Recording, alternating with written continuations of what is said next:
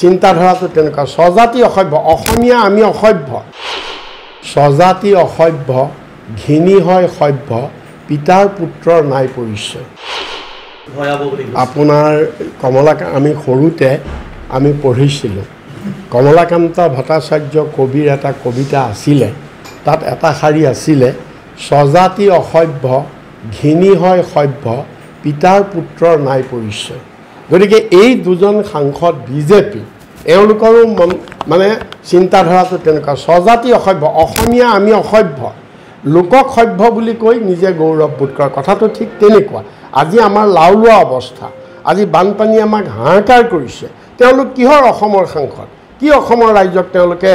প্ৰতিনিধিত্ব কৰিলে যদি অসমৰ এনেকুৱা ভয়াৱহ বানপানী তেওঁলোকে বিহাৰৰ বেছি হৈছে বিহাৰে পাওক আমাৰ আপত্তি নাইকিয়া কিন্তু অসমে কিয় নাপাব কি কাৰণে তেওঁলোকে অসমৰ দাবী অসমৰ ৰাইজৰ কণ্ঠ পাৰ্লিয়ামেণ্টত কি কাৰণে তেওঁলোকে উত্থাপন কৰিব কিহৰ ভয়ত গতিকে তেওঁলোকে ৰাইজে যে তেওঁলোকক জনপ্ৰতিনিধি পাতিছে তেওঁলোকে ৰাইজক তেওঁলোকে প্ৰতিনিধিত্ব কৰা নাই তেওঁলোকে কেৱল নৰেন্দ্ৰ মোদীক কেৱল মানে আপোনাৰ তেল মালিচ কৰাৰ বাহিৰে তুখামুট কৰাৰ বাহিৰে তেওঁলোকে আন একো কৰা ৰব আপুনি যে এটা অপৰাধ কৰিবলৈ গৈ আছে আপুনি জানেনে এই নাবালিকা গৰাকীক এতিয়াই বিয়াত বহুৱাটো যে এটা অপৰাধ আপুনি জানেনে অপৰাধ কেনেকৈ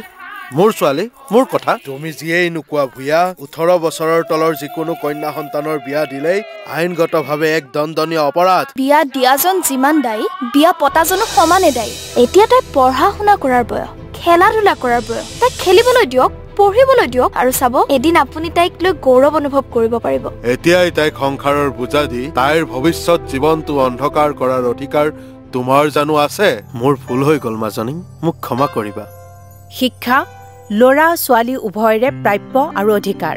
আপোনাৰ কন্যা সন্তানক তাইৰ এই প্ৰাপ্যৰ পৰা বঞ্চিত নকৰাব বাল্য বিবাহ ভাৰতীয় আইনৰ দ্বাৰা বিহিত এক দণ্ডনীয় অপৰাধ এনে অপৰাধ কৰি আপোনাৰ কন্যা সন্তানৰ ভৱিষ্যত অন্ধকাৰৰ মাজলৈ ঠেলি নিদিব